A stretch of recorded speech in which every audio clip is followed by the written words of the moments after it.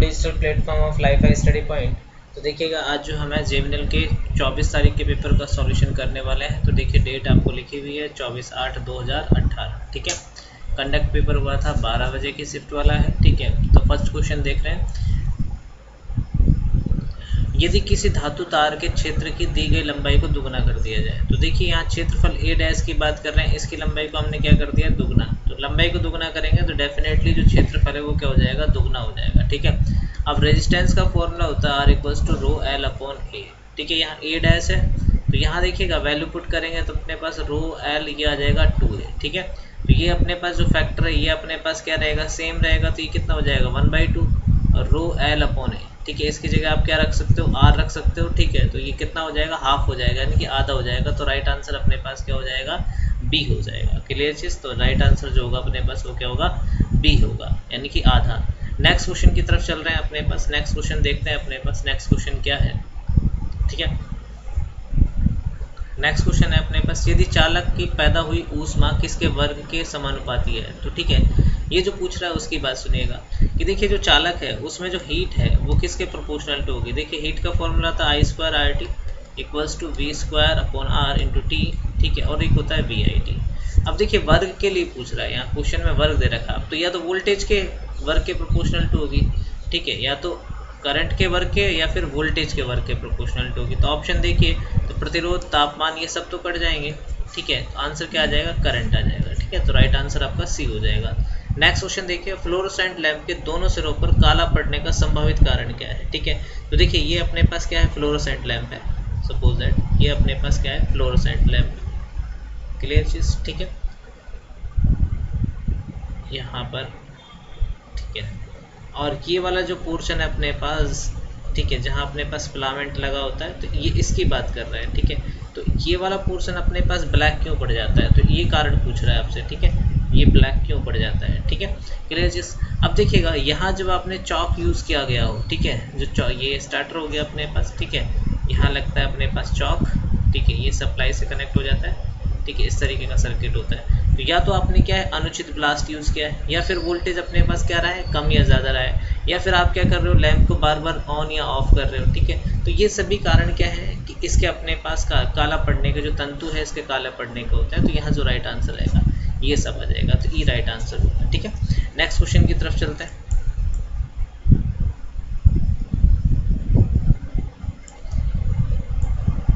Next question है, जब sodium vapour lamp, ठीक है, जब सोडियम वेपर लैंप को चालू किया जाता है। ठीक है, जब सोडियम वेपर लैंप को हम क्या कर रहे हैं, स्टार्ट कर रहे हैं, तो उस समय पूछ रहा है जब सोडियम वेपर लैंप को चालू किया जाता है तो प्रारंभ में रंग कैसा होता है। तो देखिएगा सोडियम जो होता है अपने पास, वो सोडियम जो है वो होता है सॉलिड, यानी कि ठोस अवस्था में होता है। किसमें होता है, ठोस अवस्था में होता है। ठीक है, और इसको वाष्पीकृत होने में 5 से 10 मिनट लगते हैं। ठीक है, क्लियर चीज।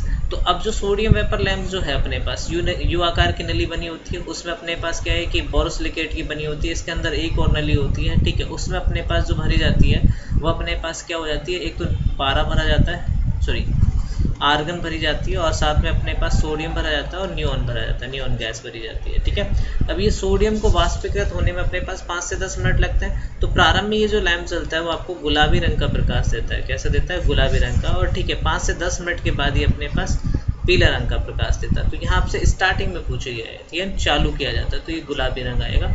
यहाँ जो आपका आंसर ये है ये गलत है। ठीक है, तो राइट आंसर होगा ये।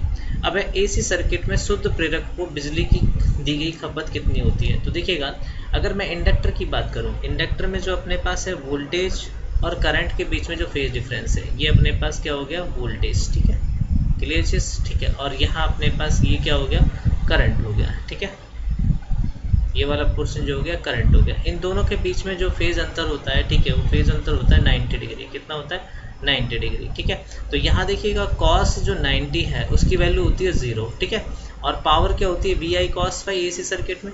अगर कॉस की जो वैल्यू रखूंगा तो ये 0 हो जाएगा, तो पावर क्या हो जाएगी, 0। तो यानी शुद्ध प्रेरक के लिए जो सर्किट में जो अपने पास खपत होगी वो कितनी होगी, 0 वाट। तो राइट आंसर अपने पास ये हो जाएगा। क्लियर चीज।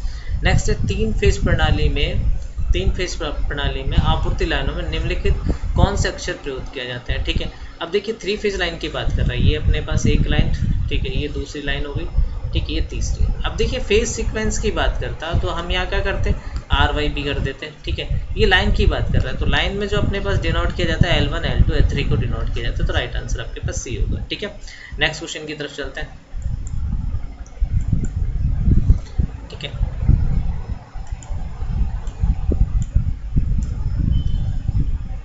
नेक्स्ट देखिए 7वां क्वेश्चन देखिए, 7 नंबर का जो क्वेश्चन है वो क्या कहता है, वाट मीटर में निम्न में से कौन सा प्रभाव प्रयुक्त किया जाता है, ठीक है। क्लियर चीज।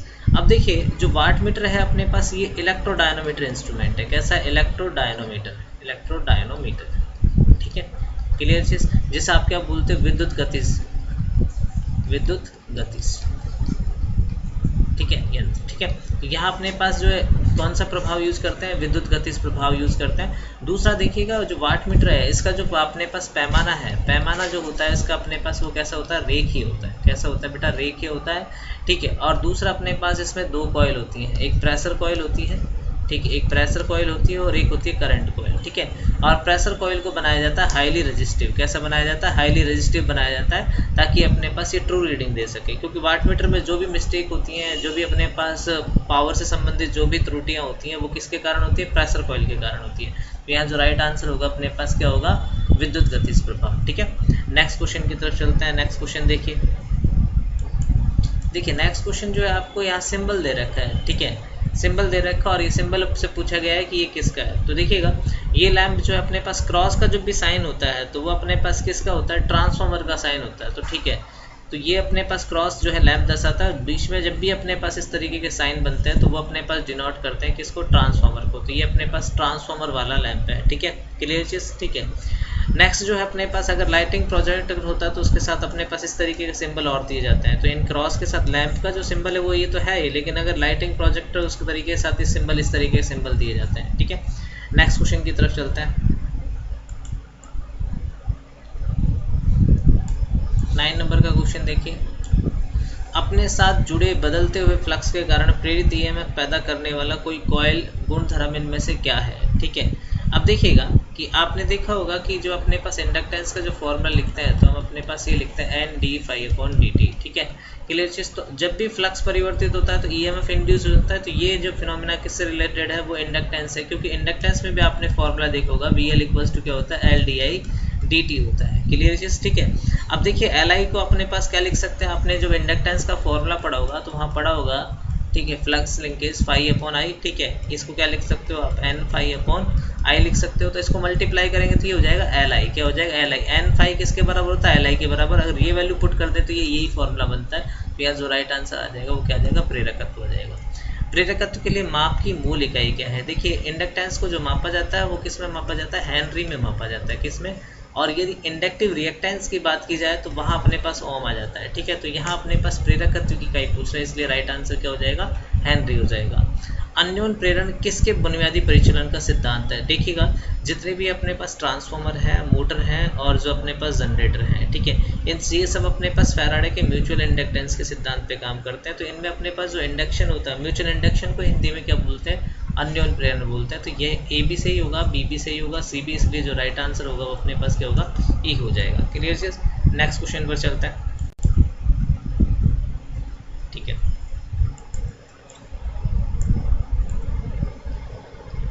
12 नंबर का क्वेश्चन देखिए, ठीक है, देखिए 12 नंबर का जो क्वेश्चन है वो क्या कहता है, इलेक्ट्रॉनिक्स टेस्ट सर्किट, ठीक है, इलेक्ट्रॉनिक्स टेस्ट सर्किट डिजाइनों में अस्थायी प्रोटोटाइप डिवाइस है, ठीक है। अब देखिए अस्थायी प्रोटोटाइप की बात करता हूँ मैं, ठीक है। तो आपने देखा होगा कि इलेक्ट्रॉनिक सर्किट है, उसमें कुछ ऐसे छोटे से बोर्ड बने होते हैं, ठीक है। ये अपने पास इस तरीके का एक बोर्ड आता है, ठीक है, मैं आपको बना के बताता हूँ जिससे आपको समझ में आ जाएगा, ठीक है।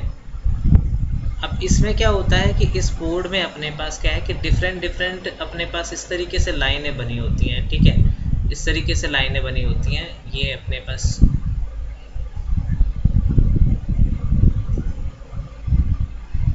ठीक है,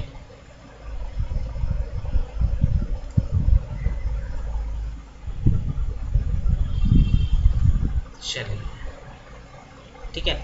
अब इसमें अपने पास क्या है कि इसमें आसानी से सीरीज और पैरेलल कॉम्बिनेशन किए जा सकते हैं। तो ये लाइन इस तरीके से होंगी, ठीक है, इस तरीके से बना होता है। अब इसमें आप क्या करते हो, सीरीज और समांतर में आसानी से अपने पास कनेक्शन कर सकते हो। ठीक है, अब यहाँ मान लो कि एक सर्किट मैंने यहाँ जोड़ दिया, इसमें कनेक्शन में 2 लाइन है, तो यहाँ मुझे लैंप जोड़ना है, तो मैंने क्या कर दिया, सिंपली अपने पास यहाँ लैंप जोड़ दिया, इस तरीके से ये लैंप जोड़ दिया।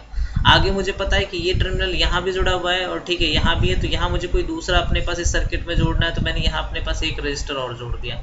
तो ये अस्थायी कनेक्शन होता है, पिन के थ्रू इन्हें निकाला भी जा सकता है और जोड़ा भी सकता है। अब यहाँ जितना भी पोटेंशियल होगा वो सब में इसमें बराबर होता है। ठीक है, क्लियर। तो ये अपने पास क्या आता है, अस्थायी सर्किट बनाने के काम आता है। तो इसको जो बोलते हैं ब्रेड बोर्ड बोलते हैं। क्या बोलते हैं, ब्रेड बोर्ड।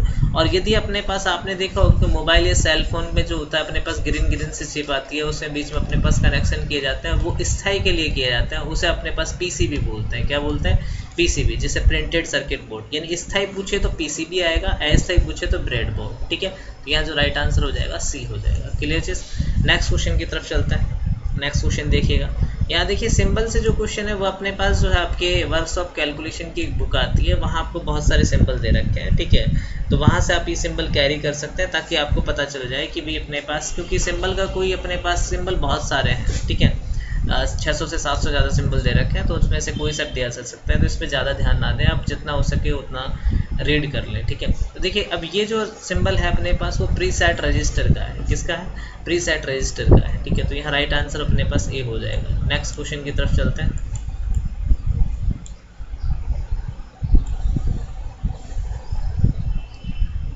ठीक है, नेक्स्ट क्वेश्चन है, निम्नलिखित में से कौन सा डिवाइस एम्पलीफायर के विपरीत है। ठीक है, अब देखिए एम्पलीफायर क्या करता है, कोई भी लो सिग्नल है उसको अपने पास किस में बदल देगा, हाई सिग्नल में बदल देगा। ठीक है, यानी कि लो वोल्टेज का है तो उसे हाई वोल्टेज में कन्वर्ट कर देगा। ठीक है, ये एम्पलीट्यूड को एम्पलीफाई करता है, मेनली बात ये है। और इसके जस्ट अपोजिट जो वर्क करता है वो होता है एटेन्यूएटर। ठीक है, क्या होता है, एटेन्यूएटर। ठीक है, तो यहाँ जो राइट आंसर हो जाएगा अपने पास, क्योंकि विपरीत पूछा है तो विपरीत पूछा है तो राइट आंसर क्या हो जाएगा, एटेन्यूएटर हो जाएगा। ठीक है, नेक्स्ट क्वेश्चन देखिएगा, परमाणु संख्या 14 वाले तत्व सिलिकॉन में संयोजी इलेक्ट्रॉन की संख्या क्या होती है। अब देखिएगा यहाँ वर्ड देखिए, संयोजी इलेक्ट्रॉन। संयोजी इलेक्ट्रॉन होता क्या है, जो अपने पास एटम है उसके बाहरी कक्षक में जो इलेक्ट्रॉन होते हैं उनको क्या बोलते हैं, संयोजी इलेक्ट्रॉन बोलते हैं। ठीक है, अब देखिए अपने पास जो कक्षक होते हैं KLMNO होते हैं। ठीक है, अब देखिए अपने पास क्या है कि कितने इलेक्ट्रॉन, पहले कक्षक में कितने इलेक्ट्रॉन भर सकते हैं, 2 भर सकते हैं, दूसरे में अपने पास 8 भर सकते हैं और तीसरे में अपने पास 18 भर सकते हैं। ठीक है, तो टोटल अपने पास कितने इलेक्ट्रॉन है, 14 इलेक्ट्रॉन है। ठीक है, तो 2 इलेक्ट्रॉन तो अपने पास कहाँ आ जाएंगे, यहाँ वाले में आ जाएंगे, ये 2 इलेक्ट्रॉन आ गए। ठीक है, और बाकी 8 इलेक्ट्रॉन अपने पास यहाँ आ जाएंगे। ठीक है, इसके बाद एक और आउटर सेल बनेगा, उसमें कितने रह जाएंगे भाई, 10 हो गए ना टोटल, 2 और 8, तो यहाँ 4 हो जाएंगे। तो संयोजी इलेक्ट्रॉन की संख्या कितनी होती है, 4 होती है, तो बी राइट आंसर होगा आपका। ठीक है, क्लियर। मैं यहाँ पर इरेज कर देता हूँ, यहाँ देखिए बी अपने पास क्या हो जाएगा, राइट आंसर हो जाएगा 4। ठीक है, नेक्स्ट क्वेश्चन है अपने पास, केवीएल किस सिद्धांत पर कार्य करता है। जी देखिए केवीएल जो इसमें होता है अपने पास summation of E minus IR equals to 0। ठीक है, अगर मैं यहाँ I से मल्टीप्लाई कर दूँ तो ये I स्क्वायर हो जाएगा, तो इसको बोलते हैं आप पावर। ठीक है, क्या बोलते हैं, पावर। तो यानी कि अपने पास समय से मल्टीप्लाई करेंगे तो हो जाए ऊर्जा। ठीक है, तो ये अपने पास किस पे काम करता है, ऊर्जा संरक्षण के सिद्धांत पर कार्य करता है। इसके अलावा अगर हम KCL की बात करें वो आवेश संरक्षण के सिद्धांत पे काम करता है। ठीक है, नेक्स्ट क्वेश्चन की तरफ चलते हैं।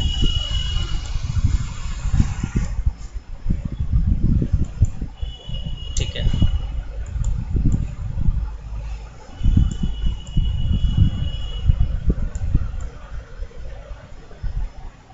ठीक है, 17 नंबर का क्वेश्चन देखिए। 17 नंबर का जो क्वेश्चन है वो क्या कहता है। ठीक है, चलिए,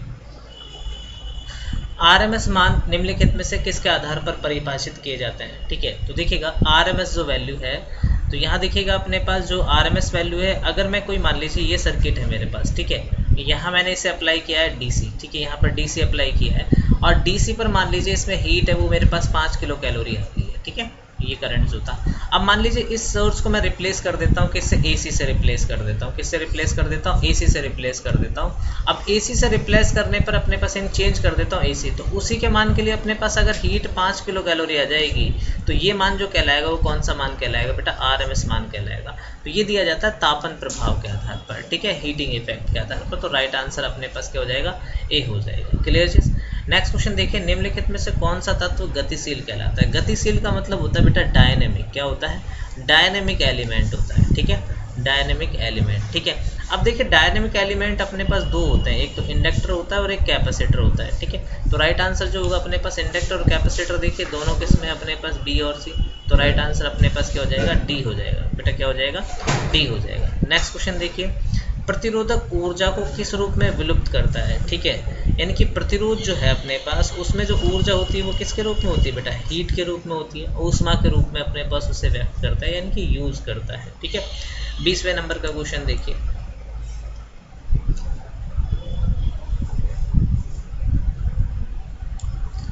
ठीक है। नेक्स्ट क्वेश्चन पूछा गया है आपसे कि सक्रिय फिल्टर, ठीक है, इन एक्टिव फिल्टर की बात की है कि एक्टिव फिल्टर निम्न में से कौन सा तत्व अनुपस्थित होता है, ठीक है। देखिए फिल्टर में अपने पास क्या क्या होता है, ठीक है, रेजिस्टेंस होता है, इंडक्टर होता है, कैपेसिटर होता है, ठीक है, और हम किसका यूज़ कर लेते हैं, ऑप एम्प का यूज़ भी कर लेते हैं, ठीक है।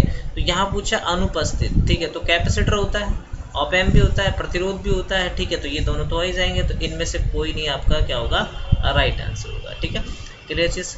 विद्युत आवेश के प्रवाह की दर को क्या कहते हैं, ठीक है। अब देखिए आपको ये पूछा I = Q/T, आवेश, विद्युत आवेश प्रवाह की दर को कहते हैं विद्युत धारा, ठीक है, क्या है, विद्युत धारा, तो यहाँ राइट आंसर क्या हो जाएगा, इलेक्ट्रिक करंट हो जाएगा, ठीक है। 4 संयोजी इलेक्ट्रॉन से कम परमाणु क्या कहलाते हैं। अब देखिए मैंने आपको बता रखा है, जो अपने पास क्लासें चलती हैं भाई, चालक हैं, चालक में संयोजी इलेक्ट्रॉन की संख्या 4 से कम होती है, ठीक है। अर्धचालकों में अपने पास संयोजी इलेक्ट्रॉन की संख्या 4 होती है, और जो कुचालक हैं उसमें संयोजी इलेक्ट्रॉन की संख्या 4 से अधिक होती है। अब यहाँ पूछा 4 से कम, तो ठीक है, कम को अंडरलाइन कीजिए, तो क्या कहलाएंगे बेटा, चालक कहलाएंगे, तो राइट आंसर क्या हो जाएगा, ए। अब देखिए आप 4 को मत लेके जाना पेपर में, क्योंकि आप क्या करते हो, सीधा ये वाला देख लेते हो पॉइंट और अर्धचालक कराते हो, तो गलत हो जाएगा। तो ठीक है, क्वेश्चन को पूरा पढ़ना जरूरी है, ठीक है। नेक्स्ट 23 नंबर का क्वेश्चन देखिए, 23 नंबर का क्वेश्चन क्या कहता है, एक विद्युत क्षेत्र किसका विक्षेपण कर सकता है, ठीक है। तो डेफिनेटली जो रिफ्लेक्ट करता है अपने वो पास किसके कण को रिफ्लेक्ट करता है, अल्फा कण को रिफ्लेक्ट करता है, तो सी आपका क्या होगा, राइट आंसर होगा, ठीक है। नेक्स्ट क्वेश्चन की तरफ चलते हैं, ठीक है। देखिए 23 तक अपने पास क्वेश्चन सॉल्व हो गए हैं, 24 तक, 24 देखते हैं। 24 जो देखिएगा वो क्वेश्चन क्या कहता है, 24 निम्न पदार्थों में से किसकी उच्चतम विद्युत सुचालकता होती है, ठीक है। यानी कि आपसे पूछता है कि हाई कंडक्टिविटी किसकी है। आप सभी को पता है जो चांदी है उसकी चालकता सर्वाधिक होती है, तो राइट आंसर चांदी हो जाएगा, तो इसमें कुछ सोचने वाली बात नहीं है। अगर किसी प्रतिरोध के 3 रंग, ठीक है, 3 प्रतिरोध अपने पास जो 3 रंग दे रखे हैं, तो देखिए अपन यहाँ अपने पास कलर बैंड रजिस्टर बना लेते हैं, जैसा ये कहेगा वैसा हम कर लेंगे, ठीक है। ये मान लीजिए अपने पास 3 बैंड रजिस्टर है, ठीक है, क्लियर चीज, ये 3 बैंड रजिस्टर है। अब ये क्या कह रहा है, ठीक है, कि बैंड 3 रंग वाला बैंड, पहला पीला कलर है, पहला कौन सा, पहली बैंड जो दे रखी है वो आपको कौन सी दे रखी है भाई, ये येलो बैंड दे रखी है इसने, ठीक है। नेक्स्ट जो बात कर रहा है अपने पास, नेक्स्ट जो बैंड है वो अपने पास बैंगनी दे रखी है, ठीक है, नेक्स्ट बैंड जो है वो बैंगनी दे रखी है, ठीक है। और इसके बाद जो बैंड दे रखी है वो आपको क्या दे रखी है, ब्लैक दे रखी है, क्या दे रखी है, ब्लैक दे रखी है, तो ठीक है, कोई बात नहीं है, ब्लैक हम ले लेंगे यहाँ पर, ये ब्लैक आ गई, ठीक है, क्लियर चीज़। अब यहाँ इसका आपसे रेजिस्टेंस पूछा है, तो आपको पता है कि जो येलो है, येलो का अपने पास कोड आपने याद रखा होगा, बी रोए great Britain very good wife, ठीक है, ये याद कर रखा होगा आपने, ठीक है। अब देखिए ये पहला अपने पास ब्लैक होता है, ये 0, ये 1 होता है, ये 2 होता है, ये 3 होता है, ये 4 होता है, ये 5 होता है, ये 6 होता है, ये 7, जैसा भी आपने याद रख रखा है, ठीक है, क्लियर चीज। अब यहाँ येलो का कोड देखिए, येलो का कोड है अपने पास 4, तो यहाँ ऑप्शन में देखिएगा बेटा, पहला इसमें 8 आ रहा है तो ये तो गलत हो गया, इसमें 9 ये गलत हो गया, इसमें 7 ये गलत हो गया, ये डी, तो एक से ही आपके पास क्या हो गया, आंसर आ गया। ज़्यादा सॉल्व करने की जरूरत नहीं है, पहले को अपने पास मैच कर लीजिए, ठीक है, बाकी आप आंसर निकालना चाहे तो वैसे भी निकाल सकते हैं। भाई ये 4 आ गया। अब दूसरा अपने पास जो कोड दे रखा है बैंगनी, बैंगनी का अपने पास कोड होता है 7, ठीक है, ये आ गया 7, ठीक है, क्लियर चीज़। अब यहाँ 10 की पावर, अब देखिए ये वाला काला दे रखा है, काले के अपने पास क्या हो जाएगा 0, तो 0 पावर होती है तो उसको 1 होता है, तो ये कितना हो जाएगा 47 ओम हो जाएगा, क्लियर चीज़। बट क्या है कि पेपर में आपको अपना टैलेंट नहीं दिखाना है कि आप ज़बरदस्ती अपने पास इसको पूरा सॉल्व करके आए। जब एक ही अंक से अपने पास क्वेश्चन बन रहा है तो ज़्यादा सॉल्व करने की ज़रूरत क्या है, ठीक है।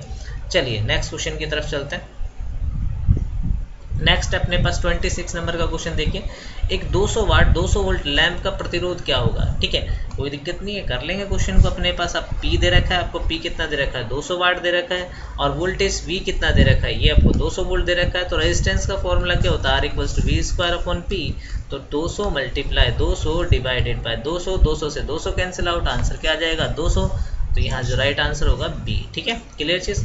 नेक्स्ट क्वेश्चन की तरफ चलते हैं। हाँ, हमारे अपने पास क्या है, कुछ नहीं है, अपने पास जुगल सर जो है अपने पास वो कभी कभी 200 की जगह 100 भी निकाल सकते हैं, आंसर है ना। ठीक है, चलिए नेक्स्ट क्वेश्चन की तरफ चलते हैं। नेक्स्ट क्वेश्चन क्या कहता है अपने पास, ठीक है, यदि कोई कैपेसिटर 20 वोल्ट पर 0.3 कूलम चार्ज वहन कर सकता है। ठीक है, क्लियर चीज, कितना 0.3 कूलम। ठीक है,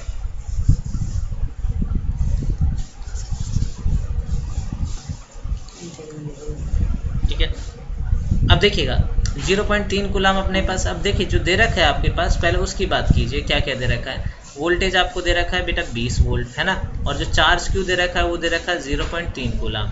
ठीक है, तो धारिता निकालनी है। क्यू बराबर क्या होता है बेटा, सी भी होता है। तो यहाँ से सी निकालना है, तो क्या हो गया क्यू अपॉन वी। तो देखिए क्यू की वैल्यू अपन पुट कर देंगे। क्यू की वैल्यू कितना दे रखा है भाई 0.3 दे रखा है। ठीक है, और ये कितना दे रखा है अपने पास 20 दे रखा है। ठीक है, क्लियर चीज। तो पहले आप क्या कीजिए, पॉइंट को हटा दीजिए। पॉइंट आप हटाओगे तो ये कितना हो गया 0 हो गया। ठीक है, क्लियर चीज। अब 3 को डिवाइड करोगे तो अपने पास ये कितना आ जाएगा 0.5 आ जाएगा। कितना आ जाएगा बेटा 0.5 आ जाएगा। ठीक है, अगर अपने पास 3 को डिवाइड करें 1.5 आएगा। 3 को डिवाइड करोगे 2 से तो 1.5 आएगा। बाकी अपने पास 100 बचा हुआ है, तो यहाँ अपने पास 2 जीरो लग जाएंगे, तो अपने पास क्या आंसर आ जाएगा 0.015 आ जाएगा। तो राइट आंसर हो जाएगा आपके पास सी। ठीक है, क्लियर चीज। तो यहाँ अपने पास नेक्स्ट देखिए, आज देखिएगा जो टैब है वो थोड़ी सी प्रॉब्लम क्रिएट कर रहा है, जिसकी वजह से थोड़ी प्रॉब्लम आ रही है। ठीक है, नेक्स्ट देखिए 28 नंबर का क्वेश्चन देखिए, यदि एक संधारित्र पर 4n लिखा हुआ है। तो देखिएगा ये अपने पास नोटिफिकेशन का, ज़्यादातर इस टाइप के जो क्वेश्चन है अपने पास इलेक्ट्रॉनिक्स में देखने को मिलते हैं। ठीक है, तो यहाँ जो n जो डिनोट करता है वो एक तो पिकोफैरेड को डिनोट करता है, और जो 4 है वो अपने पास 10 की पावर जो हो जाती है अपने पास 4 हो जाती है। तो यहाँ जो राइट आंसर हो जाएगा 48। तो यहाँ 4 जीरो लगाने, 1 2 3 4, और ये आएगा पिकोफैरेड। अब देखिए ऐसा कौन सा ऑप्शन मैच हो रहा है, आपका ए मैच हो गया, तो राइट आंसर आपका ए हो गया। ठीक है, नेक्स्ट क्वेश्चन देखिए, ISI कोड के अनुसार दिए गए रंग तारों में किसका अर्थ कनेक्शन में प्रयोग किया जाता है। तो देखिए मैंने आपको बताया था NE कोड के अनुसार, NE कोड के अनुसार। ठीक है, अगर अपने पास फेज है तो उसके लिए रेड यूज करेंगे। ठीक है, क्लियर चीज। और यदि न्यूट्रल है तो उसके लिए ब्लैक यूज करेंगे, और ग्राउंड है तो अपने अर्थिंग के लिए हरा यूज करेंगे। ठीक है, तो यहाँ जो अपने पास डी अपने पास राइट आंसर हो जाएगा। ठीक है, नेक्स्ट क्वेश्चन की तरफ चलते हैं। 30 नंबर का क्वेश्चन देखिएगा। 30 नंबर का क्वेश्चन क्या कहता है, किसी जर्मेनियम डायोड के लिए नी वोल्टेज का मान कितना होता है। ठीक है, तो देखिए जर्मेनियम जो डायोड है उसके लिए नी वोल्टेज 0.3 वोल्ट होता है। अगर सिलिकॉन डायोड होगा तो उसके लिए 0.7 होगा। ठीक है, वोल्ट होगा। अगर मैं लीकेज करंट की बात करता हूँ तो इसमें अपने पास जो है माइक्रो एम्पियर में होता है लीकेज करंट, और इसमें जो सिलिकॉन है उसमें नैनो एम्पियर में। और थर्मल स्टेबिलिटी की बात करते हैं तो ये कम थर्मल स्टेबल होता है, और ये थर्मल स्टेबली ज़्यादा होता है। ठीक है, इसलिए ज़्यादातर अपने पास किस डायोड का यूज़ करते हैं, सिलिकॉन डायोड का यूज़ करते हैं। ठीक है, नेक्स्ट क्वेश्चन की तरफ चलते हैं।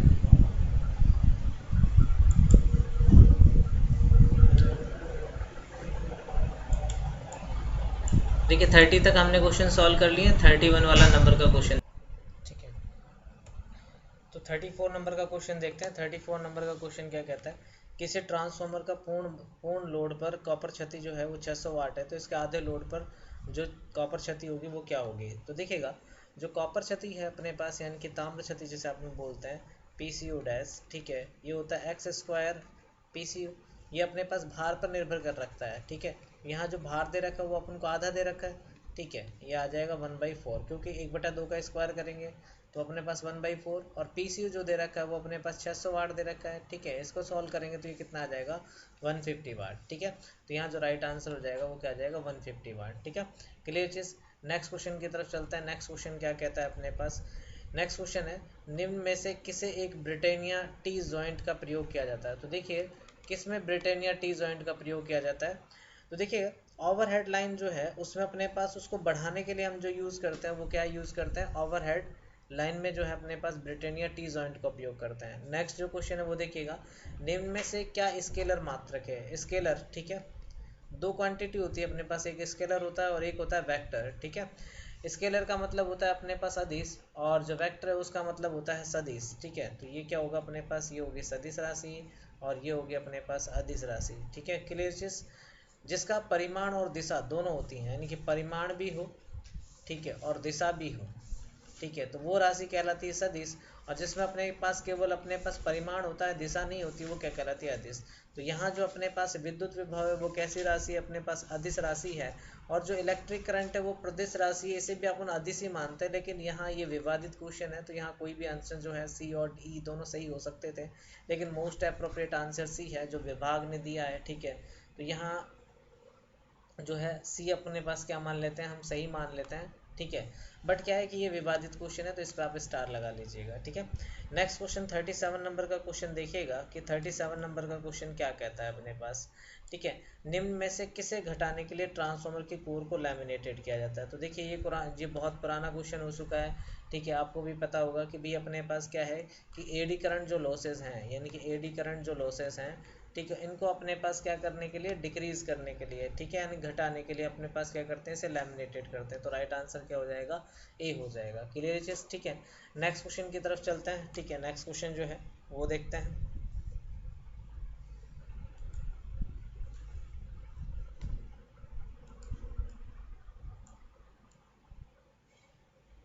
ठीक है। 38 नंबर का क्वेश्चन देखिएगा आप कि 38 नंबर का क्वेश्चन है वो क्या कहता है अपने पास, ठीक है।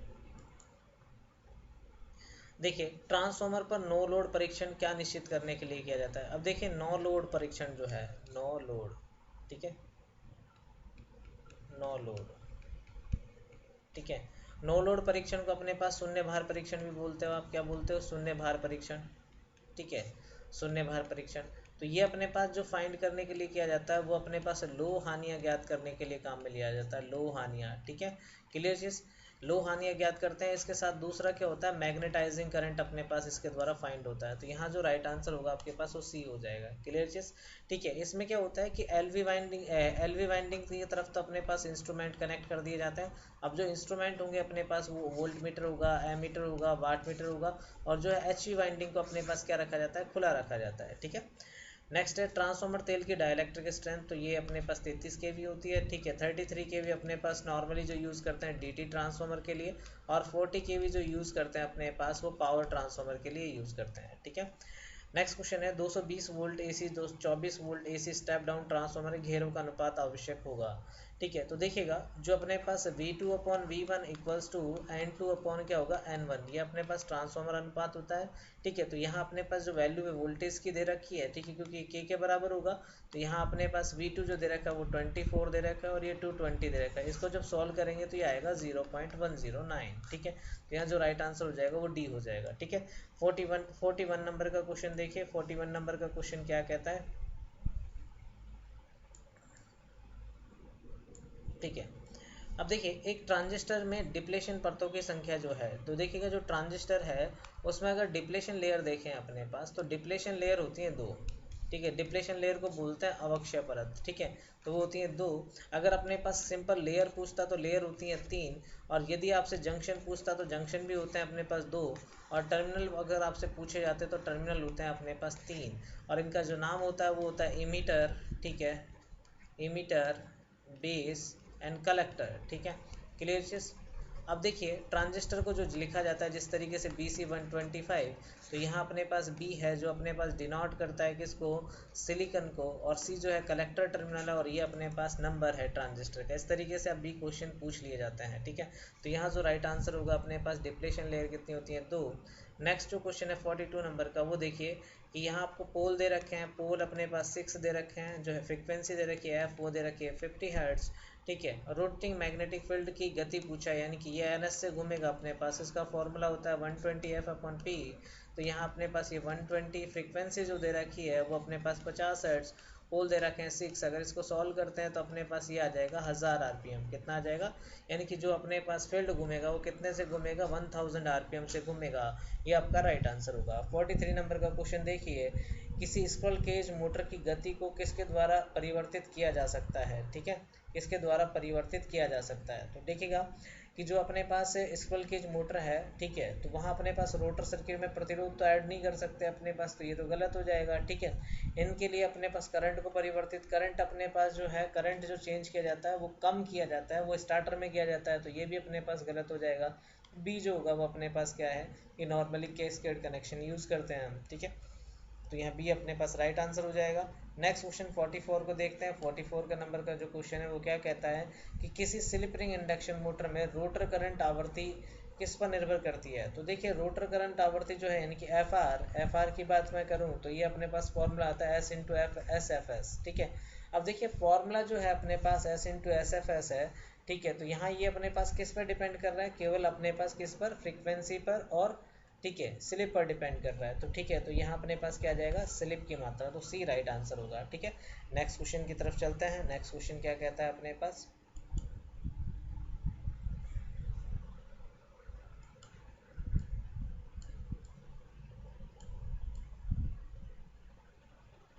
ठीक है, देखिए 45 नंबर का जो क्वेश्चन है वो पूछ रहा है आपसे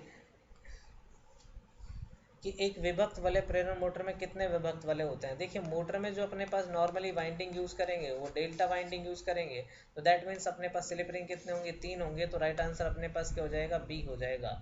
एक सर्वो मोटर मूल रूप से क्या होता है, देखिए मैंने आपको बता दिया है कि जो सर्वो मोटर है अपने पास वो मूल रूप से 2 फेज मोटर होता है, तो यह राइट आंसर डी होगा, ठीक है। चुंबकीय स्टार्टर में ध्रुवों की संख्या किसके संदर्भित करती है, ठीक है, तो ये नियंत्रण संपर्कों को संदर्भित करती है, ठीक है।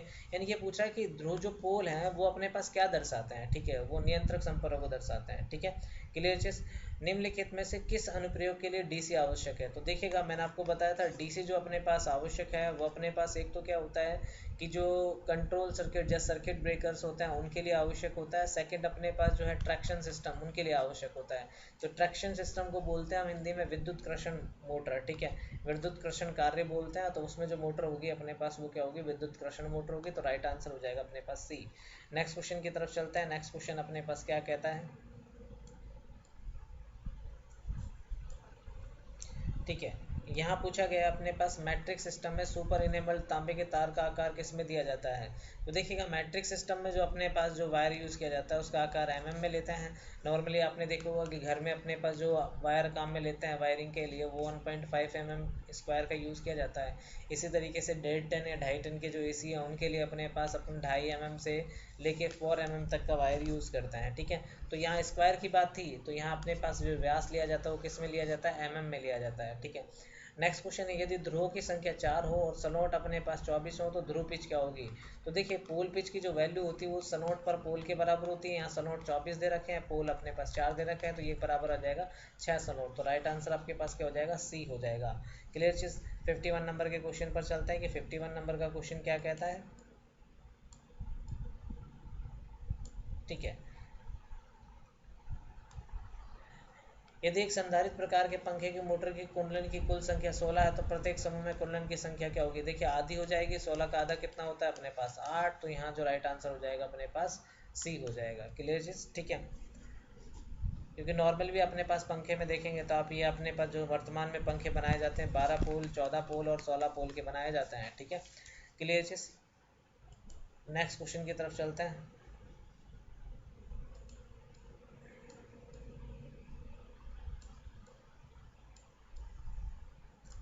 देखिए ये अपने पास क्या है कि आपको अरिहंत की बुक में अपने पास सीधे वाइंडिंग दे रखी होंगी, ठीक है, जैसे बास्केट वाइंडिंग है, ठीक है, बास्केट वाइंडिंग है, पेच वाइंडिंग है, स्क्यू वाइंडिंग है। पिछली बार क्या वहाँ से सीधे ही क्वेश्चन अपने पास डायग्राम से उठा दिए थे, तो ये अपने पास दिख रहा होगा आपको पेच टाइप का बन रहा है, तो ये पेच वाइंडिंग है, ठीक है। तो वहाँ से आप क्या है कि इस चीज़ को प्रीफर कर लें, एक बार ये वाइंडिंग देख के जाएँ तो ताकि अपने पास ऐसा क्वेश्चन आए तो आप कर सकें, ठीक है। तो यहाँ जो राइट आंसर होगा वो सी होगा, पेचदार कुंडल वक्त, ठीक है। नेक्स्ट क्वेश्चन की तरफ चलते हैं। नेक्स्ट क्वेश्चन जो अपने पास क्या कहता है उसके बारे में बात करते हैं, ठीक है। देखिए 52 नंबर का क्वेश्चन देखिए, एक ही कम्यूटेटर सेगमेंट से जुड़े 2 कॉइल, ठीक है, ये भाई अपने पास एक कम्यूटेटर सेगमेंट है उससे अपने पास 2 कॉइल जुड़ रहे हैं, ठीक है। इस तरीके से कोई दूसरा कॉइल भी आ रहा है, ठीक है, वो भी इसी से जुड़ रहा है, ठीक है। क्लियर चीज। तो 2 कॉइल जुड़ रहे हैं तो उनके बीच की दूरी अपने पास, उनके बीच की दूरी क्या कहलाती है, ठीक है। तो अब देखिए इसके दोनों बीच की दूरी जो है इसको अपन किस नाम से जानते हैं, फ्रंट पिच के नाम से जानते हैं। किस नाम से जानते हैं, फ्रंट पिच, तो राइट आंसर अपने पास बी हो जाएगा, ठीक है। नेक्स्ट है, यदि एक वर्क में कुंडल का समूह और एक ही केंद्र होता है तो इस वक्र को क्या कहते हैं, ठीक है भाई अपने पास एक ही केंद्र है तो उसको केंद्रित वक्र कहेंगे, क्या कहेंगे, केंद्रित वक्र कहेंगे, ठीक है भी कहने का मतलब है यहाँ अपने पास केंद्र और इसी से अपने पास आप इस पे बार बार अपने पास क्या है बना रहे हो, ठीक है वक्र बना रहे हो, तो ये अपने पास क्या है केंद्रित समूह होगा, ठीक है केंद्रित वक्र होगा। नेक्स्ट क्वेश्चन की तरफ चलते हैं। नेक्स्ट क्वेश्चन अपने पास क्या कहता है, 55 नंबर का क्वेश्चन देखते हैं, ठीक है कि 55 नंबर का क्वेश्चन क्या कहता है।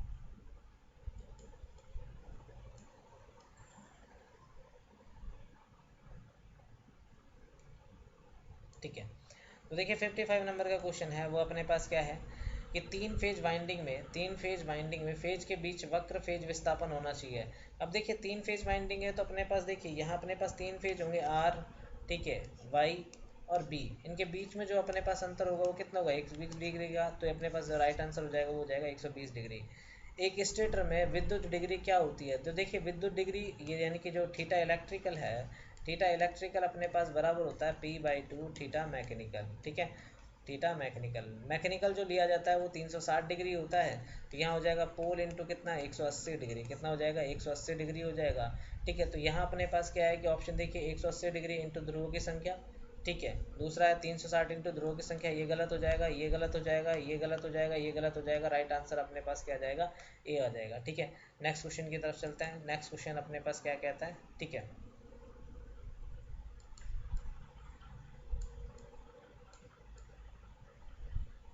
ठीक है देखिए नेक्स्ट क्वेश्चन है अपने पास कि यहाँ पूछा गया है आपसे कि हाफ वेव, ठीक है हाफ वेव संशोधक को किसकी आवश्यकता होती है, ठीक है।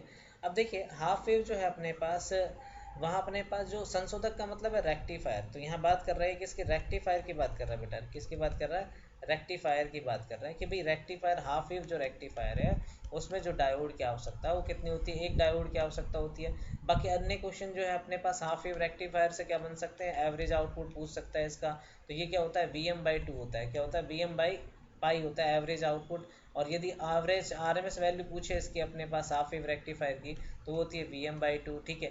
यदि इसका अपने पास आपसे फॉर्म फैक्टर पूछे, क्या पूछे फॉर्म फैक्टर, तो वो होता है 1.57 होता है, ठीक है। यदि आपसे इसका पीक फैक्टर पूछे, ठीक है पीक फैक्टर अपने पास क्या हो जाता है 2 हो जाता है बेटा, ठीक है क्लियर चीज़, ये इसके अन्य क्वेश्चन है। और बाकी रिपल फैक्टर पूछे, रिपल फैक्टर होता है 1.21 होता है, ठीक है।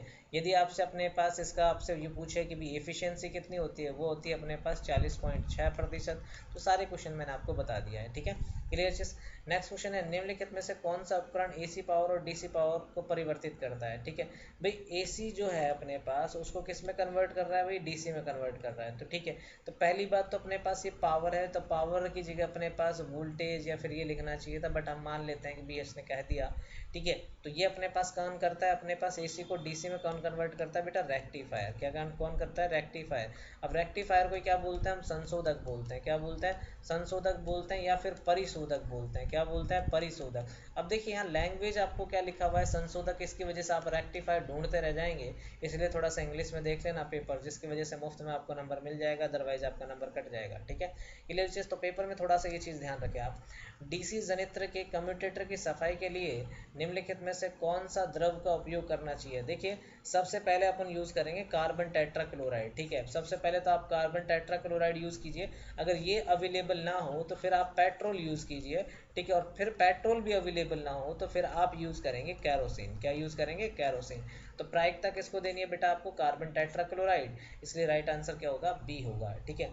नेक्स्ट क्वेश्चन जो देखेगा 60 नंबर का, वो अपने पास है वोल्टेज स्टेबलाइजर का मूल कार्य सिद्धांत, मूल कार्य क्या प्रदान करना है। तो देखिए वोल्टेज स्टेबलाइजर क्या होता है, नाम ही क्या है, वोल्टेज को क्या करना, स्थिर रखना, क्या करना, वोल्टेज को स्थिर रखना। अब क्या है कि लोड में कुछ भी चेंजेस हो लेकिन वोल्टेज को क्या रखना, स्थिर रखना, तो लोड को स्थिर, वोल्टेज आपूर्ति प्रदान करना, ठीक है क्लियर चीज।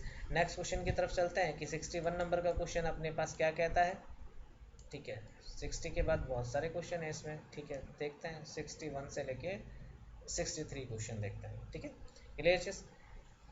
यदि एक साइन तरंग का AC वोल्टेज का अधिकतम मान, भाई अधिकतम मान लिखा है तो क्या सर हमारी हमारे को VM लिख देंगे सीधा सीधा 10 वोल्ट। अब ये पूछ रहा है RMS मान, तो रिलेशन अपने पास देखिए RMS क्या होता है अपने पास, ठीक है ये होता है अपने पास 0.707 VM के बराबर, तो मल्टीप्लाई कर देंगे VM से 0.707 मल्टीप्लाई 10, ठीक है तो ये कितना आ जाएगा 7.070, ठीक है तो राइट आंसर बी हो जाएगा, जस्ट कैलकुलेशन थी। वार्ड लियोनार्ड नियंत्रण मूल रूप से एक नियंत्रण विधि है, तो ठीक है, ये मैंने आपको बता रखा है। कौन सी है भाई? आर्मेचर वोल्टेज नियंत्रण विधि है।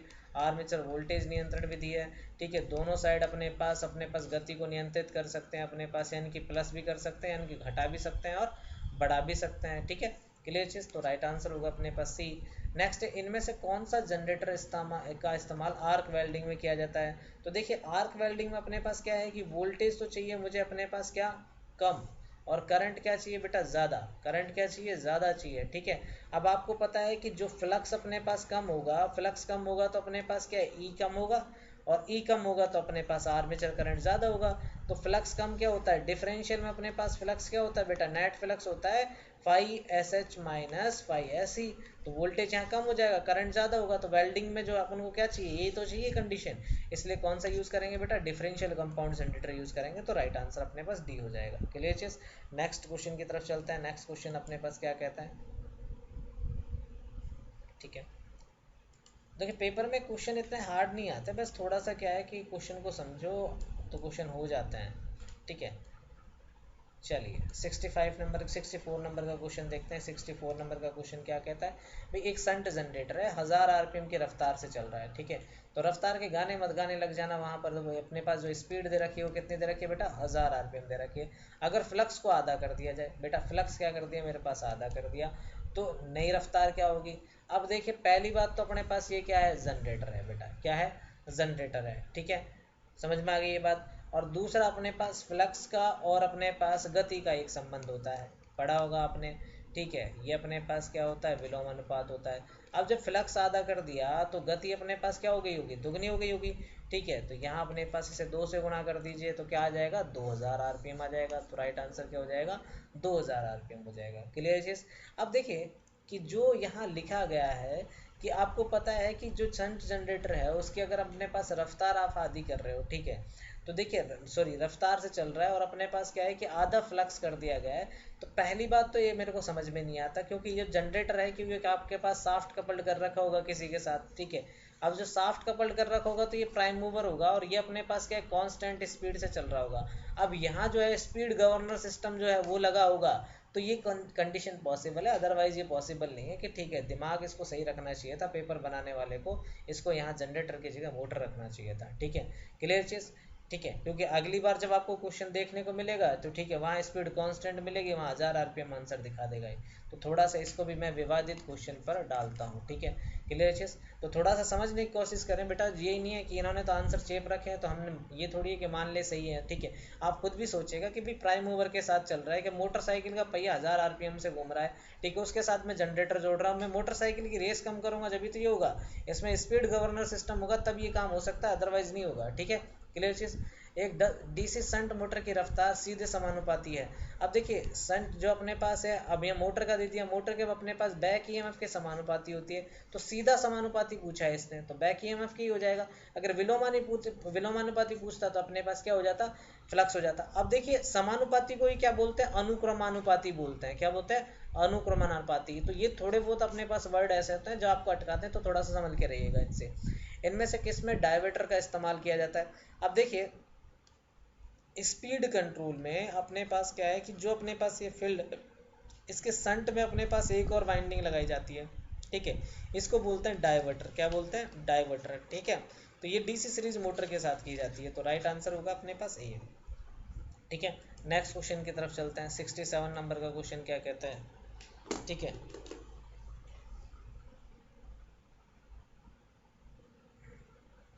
सिक्सटी सेवन नंबर का क्वेश्चन देखिए वो क्या कहता है, ठीक है।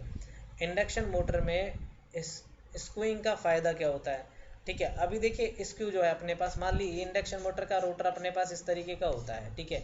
तो एक तो क्या है, इसको स्क्रू करने से अपने पास क्या है कि कोगिंग की समस्या क्या हो जाती है, कम हो, कोगिंग की समस्या घट जाती है, ठीक है। एक अपने पास क्या है कि हार्मोनिक्स रिड्यूस हो जाते हैं, तो और एक दूसरा होता है चुंबकीय लॉकिंग भी बोलते हैं, ठीक है। और शोर कम, नॉइज़ कम हो जाती है। तो देखो, शोर कम करना, चुंबकीय लॉकिंग प्रवृत्ति कम करना, ठीक है, स्टेटर स्टेटर वाइंडिंग के बीच परिवर्तन अनुपात को बढ़ाना मोटर, तो ये अपने पास दो ऑप्शन से ही हो जाते हैं, तो तीन अपने पास जो एक ही ऑप्शन बचता है, ये सब, ठीक है। नेक्स्ट क्वेश्चन देखिए, एक 3 फेज वाले स्टार कनेक्टेड सिस्टम में लाइन वोल्टेज इसके फेज वोल्टेज के गुना के बराबर होता है, ठीक है। अब देखिए यहाँ अपने पास कौन सा कनेक्शन है बेटा, स्टार, तो यहाँ लाइन वोल्टेज और फेज वोल्टेज जो है अपने पास, लाइन वोल्टेज जो है वो अपने पास, लाइन वोल्टेज है वो √3 टाइम्स होता है फेज वोल्टेज के, तो √3 को क्या लिखते हैं 1.732 लिखते हैं, तो यहाँ जो राइट आंसर हो जाएगा वो बी हो जाएगा, ठीक है। 69 नंबर का क्वेश्चन देखते हैं, वो क्या कहता है, हेयर ड्रायर में, ठीक है, मैं इसको थोड़ा सा ऊपर कर देता हूँ कि ये क्या कहना चाहता है, ठीक है। अब देखते हैं क्वेश्चन को कि हेयर ड्रायरों में इनमें से कौन सा मोटर इस्तेमाल किया जाता है, ठीक है। तो देखिए हेयर ड्रायर में जो यूज़ करते हैं वो शेडेड पोल मोटर यूज़ करते हैं, कौन सा यूज़ करते हैं, शेडेड पोल मोटर यूज़ करते हैं, ठीक है। आपको भी पता होगा कि अगर अपने पास सिंगल फेज इंडक्शन मोटर है, सिंगल फेज मोटर है, तो उसमें जो सबसे कम रेटिंग के लिए मैन्युफैक्चर किए जाते हैं वो शेडेड पोल ही यूज़ किए जाते हैं, तो राइट आंसर होगा ई। इनमें से कौन सा उपकरण इस्तेमाल सर्किट में रुकावट डाले बिना करंट को मापने के लिए किया जाता है, तो देखिए वो टोंग टेस्टर होता है बेटा, क्या होता है, टोंग टेस्टर होता है, जिसमें अपने पास कनेक्शन रिक्वायर्ड नहीं होते हैं, ठीक है, क्लियर चीज़, तो यहाँ राइट आंसर हो जाएगा ए, ठीक है। नेक्स्ट क्वेश्चन की तरफ चलते हैं, नेक्स्ट क्वेश्चन क्या कहता है,